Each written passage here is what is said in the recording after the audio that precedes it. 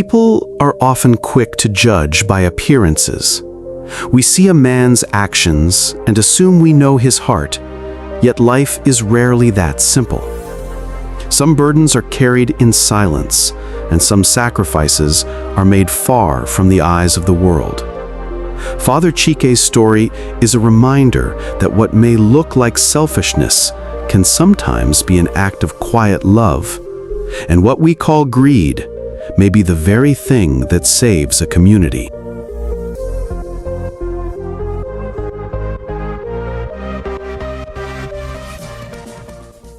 Father Chike was a Catholic priest who also happened to be a skilled artist. Before he would start a drawing or painting, he always insisted on being paid in advance, and his fees were not small. This earned him the nickname Father Stingy.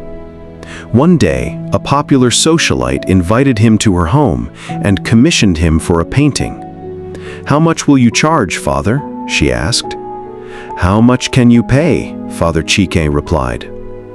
"Whatever you charge," the woman said, smiling, "but I want you to do the painting while I watch." So, on the appointed day, Father Chike came to her house. The woman was hosting an elaborate party for her wealthy friends. Right there in the courtyard, Father Chike took out his tools and with careful, graceful strokes created a beautiful painting. When it was done, he calmly named his price, the highest sum charged by any artist in the area. The woman paid him without flinching. Then she turned to her friends and said with a sneer, "All this priest thinks about is money. His paintings are fine, but his mind is filthy with greed. Art from such a mind is not worthy of display.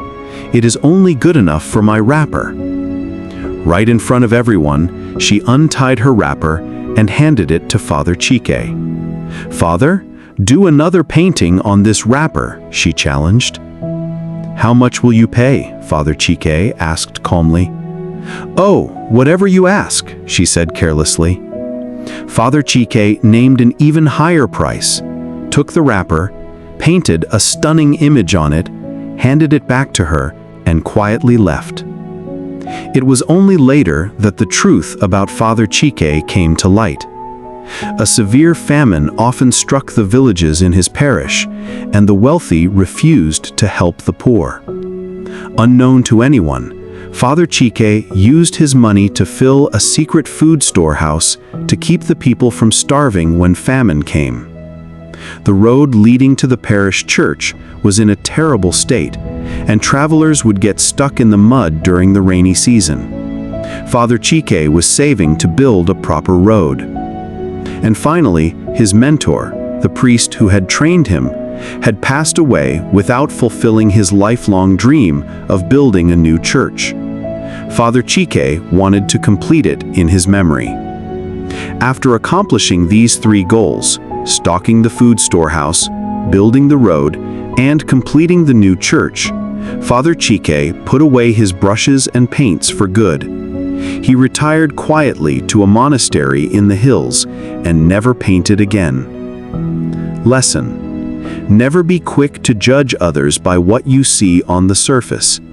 True generosity is not always loud or visible. Sometimes it works quietly, sacrificing in secret to bless many.